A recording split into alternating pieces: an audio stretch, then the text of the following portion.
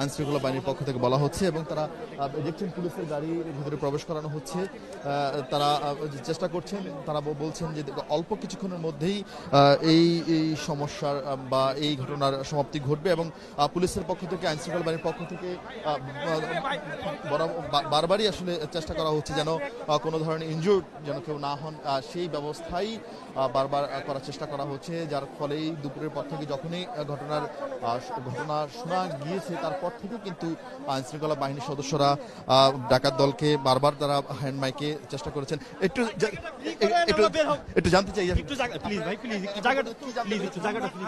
কি জানতে পেরেছেন? আমরা একটু জায়গাটা ফ্রি করেন প্লিজ ভাই, আমি কিছু বলতে পারতেছি না, আমাদের গাড়িগুলো আসতে থাকে।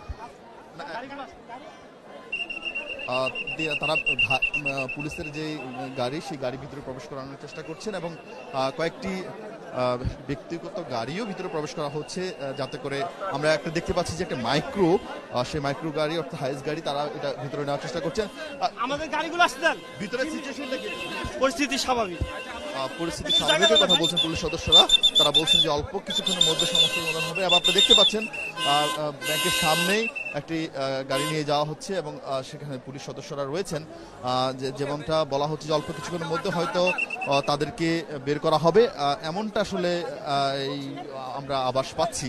এবং পুলিশ সদস্যরা চেষ্টা করছেন কোনো ধরনের রক্তপাতহীনভাবে যেন এই ঘটনার সমাপ্তি ঘটে, সেই চেষ্টাই তারা করছেন। এবং দুপুরের পর থেকে তখনই আইনশৃঙ্খলা বাহিনীর নিয়ন্ত্রণে ব্যাংকের সামনে সকাল দুপুর থেকে এটা নিয়ে কাজ করছি। তো পরবর্তীতে ঢাকা জেলার এসপি সাহেব এবং আমরা এবং সেনাবাহিনী আমরা যৌথভাবে আলোচনার মাধ্যমে এই জিম্মি অবস্থার অবসান ঘটায়। তারা আমাদের কাছে আত্মসমর্পণ করে, 3টি দেশীয় অস্ত্র তারা আত্মসমর্পণ করে আমাদের কাছে হ্যান্ড ওভার করে এবং তারা 3জন ডাকাত, এদের বয়স কত হবে? 3জন ডাকাত আত্মসমর্পণ করে আমাদের গাড়িতে উঠে। এদের বয়স কত? বয়স কত? 21 থেকে 20 থেকে 30। জিম্মি কতজন ছিল?